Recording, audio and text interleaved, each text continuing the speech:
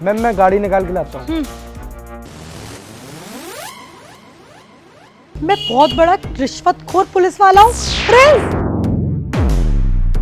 इधर आओ। जी मैम बताइए। मैं क्या बोल रही थी कि साइड वगैरह पे तो हम चले ही जाएंगे, पर आज ना हम लोग ना रिश्वत लेने चलते हैं। अरे मैम कैसी बात कर रहे हो, आपकी रिश्वत लेने जाओगे आप इस शहर के कमिश्नर हो और आप ऐसी बात कर रहे हो। अरे तो क्या हो गया, हूँ तो पुलिस वाली ही ना। रिश्वत नहीं लेंगे तो फिर पुलिस वाले पूरे कैसे होंगे?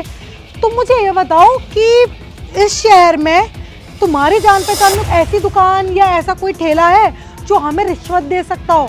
मैम देखिए दिक्कत हो जाएगी हम दोनों के लिए अगर हम लोग रिश्वत लेंगे। प्रिंस, मैंने तुमसे जितना पूछा है ना, मुझे उस चीज का आंसर दो। मुझे आज रिश्वत खानी है। कोई है तुम्हारी नजर में ऐसा? हाँ मैडम, एक दुकान वाला है, एक लड़की और एक बुढ़ा मिलके दुकान चलाते हैं। वो ना हर हफ्ते रिश्वत देते हैं। मैं भी लेके आता हूँ। वो तो मैं आपको बता नहीं पाता था क्योंकि मुझे डर लगता था आप मेरे पे चिल्लाओ नहीं। अब क्या करें, सैलरी में कहाँ गुजारा हो पाता है, तो ये रिश्वत लेके काम चलाता रहता हूँ मैं। कितना दूर है वो यहाँ से? अरे मैडम यही है बगल में। अभी मैं घर का सामान भी उसी से लेके आया हूँ अपनी वाइफ को फ्री में, और अभी कल की बोल रहा है वो रिश्वत देने की। कल उसकी बेटी का ब्याह है जो कल देगा? आज और अभी ही देगा। लेके चलो मुझे जरा। हाँ मैडम, जब आप सपोर्ट में हो तो आज क्या अभी ही देगा वो। चलिए आप। हाँ भाई, टाइम से रिश्वत क्यों नहीं पहुंच रही है थाने में? मेम साहब, क्या मेम साहब?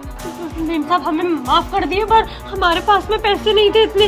रोज मेरा पुलिस वाला तुम लोगों से रिश्वत मांगने आता और तुम रोज उसको टाल देते हो। मैम साहब गलती हो गई। अब हमारा धंधा उतना चल नहीं पाता है। हमने साहब से कहा था कि हम बाद में दे देंगे, लेकिन साहब सामान तो ले ही गए थे आप घर के लिए। कहा था, पर कमिश्नर मैडम खुद आई है हफ्ता लेने के लिए।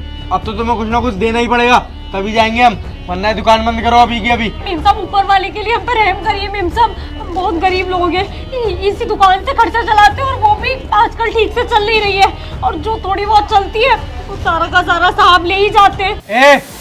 हमने ठेका ले रखा है, तेरा खर्चा कैसे चलता कैसे नहीं चलता। कमिश्नर मैडम खुद आई है ना हफ्ता लेने के लिए, जल्दी निकाल के दो 10,000 की गड्डी। अरे इस हिसाब से तो साहब हम गरीब आदमी मर जाएंगे साहब। तो दुकान बंद कर देना।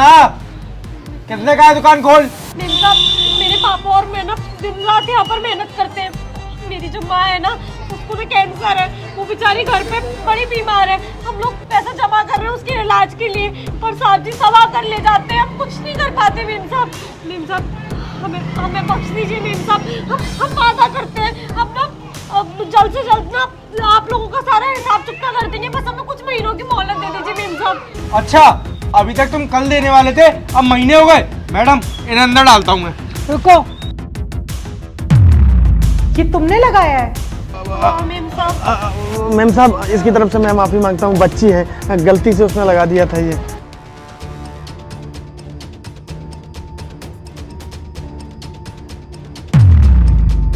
क्या हुआ, पैकिंग हो गई? साहब जी वो हम कह रहे थे कि पहले का पैसा। काय बात का पैसा?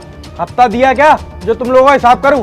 हफ्ता कब मिलेगा ये बताओ। आज तो साहब बोनी भी नहीं हो पाई सुबह से, अब और हफ्ता तो हम कहाँ से ही दे। अबे हफ्ते भर बाद आता हूँ हफ्ता लेने के लिए, आज की बात नहीं कर रहा हूँ मैं तुझसे। कब देगा हफ्ता ये बता। साहब जी कल तक का समय दीजिए, हम दे देंगे। ठीक है, कल तक का समय दे रहा हूँ, वरना दुकान ही बंद करा दूंगा और 3 तांबड़ा फेंकवा दूंगा तेरा।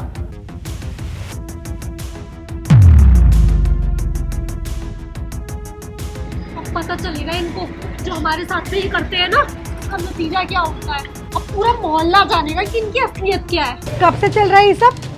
क्या मेम साहब, जब से हमने ये दुकान खोली है तभी से चल रहा है, पर मेम साहब हम वादा करते हैं आपसे हम सारा पैसा समय से ही दिया करेंगे। ए लड़की, तेरी इतनी हिम्मत हो गई कि मेरी पीठ पे तू ये चुपका रही है। अभी तो मैडम ने पढ़ा था खाली, तो कोई बात नहीं है। अगर मैं कहीं और जाता और वो पढ़ लेता फिर क्या होता है?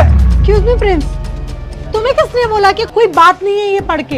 अरे मैडम आप चुप रहो तुम।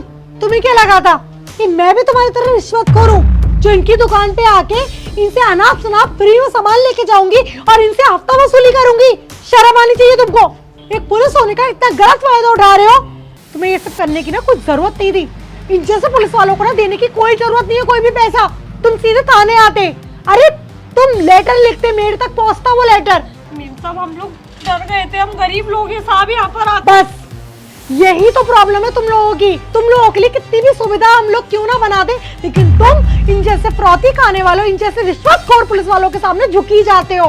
अरे मैडम, पर आप तो खुद हफ्ता लेने आए थे ना यहाँ पे। बस चुप रहो तुम। तुम्हें क्या लगा था कि मैं भी यहाँ पर तुम्हारी तरह रिश्वत लेने आई हूँ? नहीं, मैं सिर्फ ये पता करने आई थी कि कौन है वो जिसे तुमने इतना टॉर्चर कर रखा है, किसके ऊपर तुम इतना अत्याचार कर रहे हो और इस वर्दी का गलत फायदा उठा रहे हो तुम।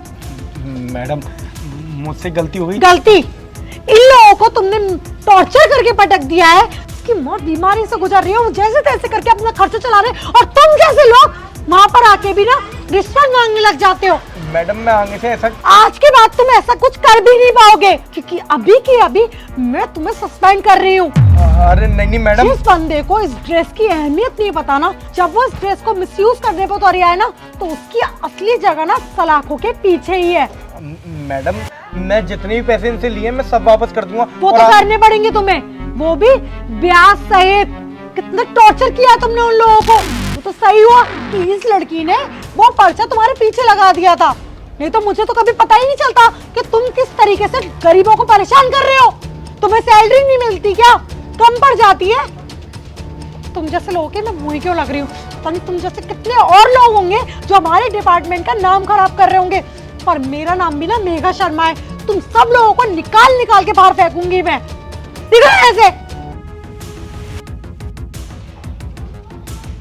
और आप लोग इतने गलत हो ना कि आप इन जैसे लोगों से ना दबते हो। पुलिस हमारी सेवा के लिए बनी है, ना कि हम लोगों के ऊपर अत्याचार करने के लिए।